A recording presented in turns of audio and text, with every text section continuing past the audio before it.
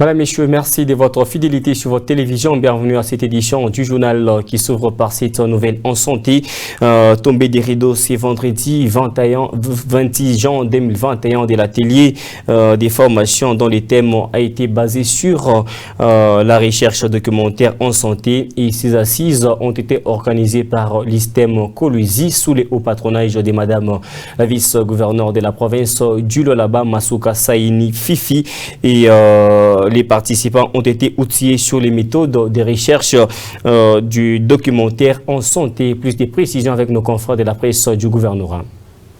Ces assises ont été organisées par l'Institut supérieur des techniques médicales de Kolwezi en collaboration avec l'agence universitaire francophone sous le haut patronage du gouverneur intérimaire du Lualaba. Pendant 5 jours, soit du 21 au 25 juin 2021, les participants, tous du corps enseignant des universités et institutions supérieures de Kolwezi, ont été formés sur les méthodes de recherche en documentaire santé par les experts venus de Kinshasa. Le directeur général de l'ISTEM Kolwezi a salué la bravoure des participants. Le professeur Henri Mondongo leur a demandé de faire bon usage des techniques apprises avant de remercier Fifi Masuka Saini et son gouvernement pour l'appui considérable dans la réussite de ces assises de haute portée scientifique. Nous sommes heureux de constater que les travaux de l'atelier de formation sur la recherche documentaire en santé se sont déroulés normalement. Grande est notre admiration pour les formateurs, les participants et l'organisation qui viennent de faire preuve de grandes vertus scientifiques, morales et humaines pour rendre cet atelier très interactif. Puis, c'était le tour des remises des brevets aux participants à cette formation par le ministre provincial de la Santé représentant le gouverneur intérimaire du Lualaba. Jules Kabouit s'est dit satisfait du déroulement des activités tout en transmettant les remerciements et encouragements du gouverneur intérimaire aux formateurs et participants. Il a souligné que Masuka Saini Fifi est déterminé à soutenir la recherche scientifique dans la province du Cobalt. Je salue l'ensemble du personnel académique pour sa participation à cette formation qui, je crois, a répondu à leurs attentes, a enrichi leurs connaissances et leur a permis de nouer l'utile contact. Madame, Messieurs, en marge des célébrations, cette fois-ci, en marge des célébrations de la journée mondiale d'abandon des animaux, des compagnies célébrées chaque 26 juin de chaque année, le docteur Chibangu a donné l'importance de la vaccination de ces animaux qui semblent être amis aux êtres humains. Et ce dernier a relevé un aspect qui est très capital, notamment en ce qui concerne la vaccination. Ce dernier a été rencontré par Fiston Salomon. On l'écoute. Le vaccin est administré aux animaux pour leur éviter des maladies. La vaccination des animaux joue 2 rôles. Le premier rôle, c'est de protéger l'animal lui-même. Et le deuxième rôle, c'est par rapport à la santé publique, c'est-à-dire protéger l'homme qui vit avec l'animal. N'est-ce pas, il y a une période où les poules tombent malades de la pseudopeste aviaire et on demande à vacciner ces poules-là pour qu'elles ne puissent pas mourir. Mais à la fin, nous mangeons ces poules-là qui ont été vaccinées parce que ces poules-là sont en bonne santé. Parce qu'il est recommandé de manger un animal qui est en bonne santé. Ok, nous vaccinons les poules, nous vaccinons les vaches contre beaucoup de maladies. Nous vaccinons les chèvres contre beaucoup de maladies. Mais ces chèvres-là, nous les mangeons. Et pourquoi pas le chien et le chat? Quand on vaccine le chien, c'est pour le protéger contre certaines maladies. Et pour protéger aussi l'homme, pour que ces animaux-là ne puissent pas transmettre la maladie. Je ne sais pas d'où est venue cette culture de dire que quand un chien est vacciné ou un chat est vacciné, on ne peut plus le manger. Non, on le vaccine pour que l'animal se porte en bonne santé et on ne peut manger qu'un animal qui est en bonne santé. Ne pas faire vacciner son animal de compagnie, c'est se mettre soi-même en danger et mettre son entourage en danger. Madame et messieurs, rendons-nous cette fois-ci à la mairie de Kolwezi où Madame le maire de la ville, Véronique Opité-Kamina, a réuni la commission d'organisation des activités liées au 50e anniversaire de la ville de Kolwezi pour la remise des prix aux différents participants qui ont concouru à la conception du logo de la ville de Kolwezi. C'était donc dans l'après-midi de ce samedi 28 juin 2021. Ben Moulande était sur place, voici son reportage. Tour à tour, chaque compétiteur reçoit une enveloppe des mains du président du jury pour leur participation au concours des conceptions du logo événementiel de la ville de Kolwezi qui est sur les points de fêter son cinquantenaire. Un motif de satisfaction pour les participants à ces grands concours. L'émotion est tellement grande qu'on s'exprime parfois assez difficilement. Et le premier mot qui vient à la bouche, c'est celui de dire merci. Merci à tout le monde, merci aux participants. Et ce n'est pas l'occasion de faire des grands discours, parce que franchement, le cœur est en train de vibrer. Merci infiniment à tous. Leurs œuvres d'esprit resteront à jamais dans les données de la ville de Kolwezi, a confirmé Véronique Opité-Kamina. Je veux dire, c'est vous rassurer que vous êtes dans la banque de données de la ville. Que nous soyons là, que nous ne soyons pas là, vous êtes dans cette banque de données. Et comme je vous ai dit la fois passée, que chaque œuvre pour nous, et le président du jury vient de le répéter, chaque œuvre a son importance. Et vous verrez qu'à des moments, à certains moments, vos œuvres seront utilisées. C'est pour vous dire qu'il n'y a personne qui a...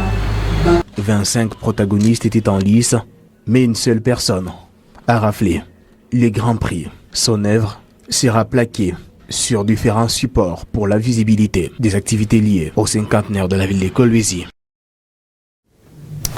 Madame, messieurs, rendons-nous cette fois-ci à l'Assemblée provinciale du Lualaba où c'est au cours de la séance plénière du vendredi 25 juin 2021 que le président de l'Assemblée provinciale du Lualaba, l'honorable Louis Kamouye Toumbouma Taïla, a annoncé à ses pairs la nouvelle sur laquelle que l'honorable Patrick Thierry André Kakwata va devoir reprendre les schémas de l'hémicycle en date du lundi 28 juin prochain. Et cette nouvelle n'a pas laissé indifférent certaines couches de la population de la maison. Plus de précisions dans cet élément de reportage. L'honorable Louis Kamouye Toumbouma Taïla a au cours de la plénière affirmé avoir répondu à la lettre de l'honorable Patrick Thierry André Kakwata sollicitant sa réintégration à l'hémicycle, autrefois membre du gouvernement provincial du Lualaba. Dans les chefs de la population, la nouvelle a été accueillie avec joie. Nos impressions sont bonnes. En fait, ce que nous savons, c'est un candidat du peuple. Il a toujours combattu pour le peuple, surtout nous ici au foyer social. Ni Tété, lui, on n'allait même pas se retrouver ici au foyer social. Il avait fait le nécessaire.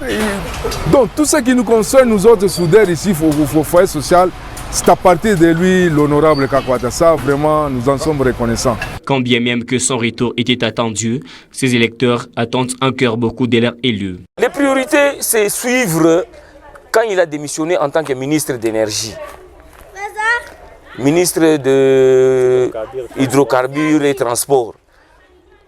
Ses priorités doivent être, en tant que député, de suivre les programmes que lui il a initiés et que l'argent est sorti. Il doit suivre ces gens-là qui sont en train de faire ce travail. Il doit les suivre tous les jours pour que les programmes que lui il a réussi et que l'argent est sorti et que ces gens-là réalisent avec cet argent ce que lui il a initié. S'ils ne réalisent pas, on doit les sanctionner. Lors de son indisponibilité, l'honorable Patrick Kakwata était remplacé par l'honorable Kayemboa Saloussa. Pour des raisons personnelles, l'ancien sénateur a démissionné de son poste du ministre provincial en charge de l'énergie, transport et voies de communication. Madame, Messieurs, parlons cette fois-ci transport dans cette édition du journal. Bientôt, les prix du billet d'avion connaîtra une baisse sensible sur toute l'étendue du territoire national. Cette nouvelle a été annoncée lors d'une rencontre entre les ministères nationaux en charge du transport avec certains services des gens dans ces secteurs, notamment le ministre de l'économie. Et cette réduction aura une variation de 45% à 70% afin de faciliter toutes les couches de la population à sillonner tous les 4 coins de la République démocratique du Congo. Raphaël Oblandi nous fait les points. Dans un dialogue franc et sincère, les opérateurs ont évoqué la non-conformité de pistes d'atterrissage qui entraînent une usure accélérée de leurs appareils, particulièrement le pneu et le frein. Ils ont par conséquent sollicité du gouvernement un allègement de droits de douane à l'importation de pièces de réchange qui, par ailleurs, ne sont pas prélevées dans la plupart des pays. Pour prendre en compte les attentes des opérateurs du secteur aérien, en droite ligne avec la vision du chef de l'État, le gouvernement a levé les options suivantes. La réduction du taux de la taxe sur la valeur ajoutée TVA de 16% à 8% sur les tarifs de transport aérien. L'allègement de droits de douane à l'importation de pièces de réchange des aéronefs ayant leur port d'attache en République démocratique du Congo. La suppression de la structure de prix de redevance sécurité et sûreté perçue par l'autorité de l'aviation civile et la régie de voies aériennes. La réduction de la taxe sur l'autorisation d'importation des aéronefs de $70 000 à $10 000. Ces efforts du gouvernement ont abouti à une réduction supplémentaire de $40 sur tout le trajet. Par conséquent, le prix de principaux trajets qui seront bientôt appliqués connaîtront une baisse variant entre 45% et 70% selon les itinéraires. À titre d'exemple, un billet Kinshasa-Goma pourrait s'acheter à moins de $200 au lieu de 340 et celui de Kinshasa-Badolit tournera autour de $150 au lieu de 480. Voilà, messieurs, l'information en plus bref. Le président rwandais Paul Kagame est arrivé à Goma, au Nord Kivu, dans la partie est de la République démocratique du Congo, ce 26 juin 2021. Et ce dernier a été accueilli par les chefs de l'État congolais Félix Antoine Tshisekedi Tshilombo pour une visite de travail. Et les deux chefs de l'État ont fait un tour à Goma afin d'évaluer l'étendue des dégâts causés par l'éruption volcanique de Nyiragongo qui s'est produit il y a d'ici là quelques jours. Et parlons cette fois-ci religion dans cette édition du journal.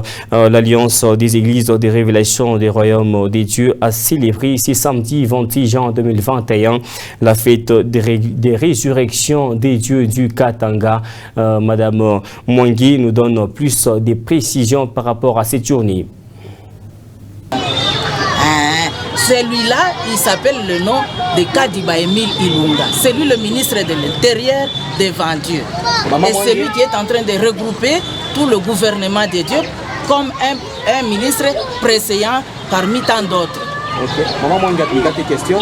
Ça, moi, on a célébré Léo Kufufuka. Kufufuka kwa prophète. Inakuwa ni date mo beni muna beba ou soit ni date ilikuwa révélée. Hapana, hii date ya le 26 ni date ilitendeka ile miracle ya Baba Mpati. Maintenant, si lui avait échoué de ne pas ressusciter, naba bengine balifata nyuma yake, ça pouvait être toujours même faute. Maintenant, comme lui est ressuscité après 3 jours, mais il y a d'autres qui sont ressuscités après une année, après autant d'années. Il est nayo tutaweza kuisema yote hivi kuma média, puisque le problème de Dieu c'est un secret qu'on doit garder pour le continent. On ne peut pas coulaguer. Il y a un mystère, il y a un secret. Puisque même Jésus, quand nous lisons la Bible, il avait dit il n'est pas bon qu'un prophète meure en dehors de Jérusalem.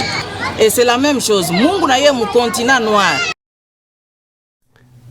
Mesdames et messieurs, parlons cette fois-ci sport avant de clôturer complètement cette édition du journal, la 26e édition de la Ligue nationale de football association Fekofan abrégé connaît une fin turbulente et déjà les dernières rencontres s'y jouent le 28 juin 2021 malgré la fin des matchs de la dite championnat. Les champions d'ailleurs en titre ne sera pas couronné parce que la fédération congolaise doit payer certaines litiges liés à la dite championnat. Enis Mangassa nous fait les points.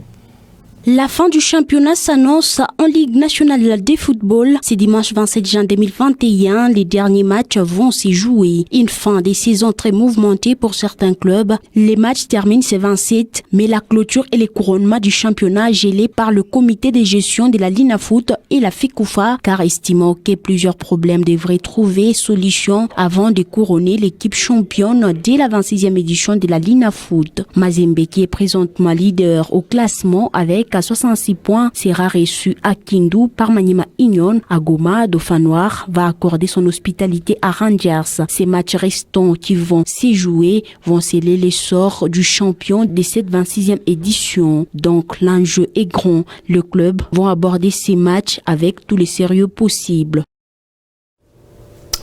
Et voilà, Madame et c'est donc par cette nouvelle sportive que nous mettons fin à cette édition du journal. Et toutefois, restez avec nous car l'actualité reste en continu sur les www.wango.info. À très vite.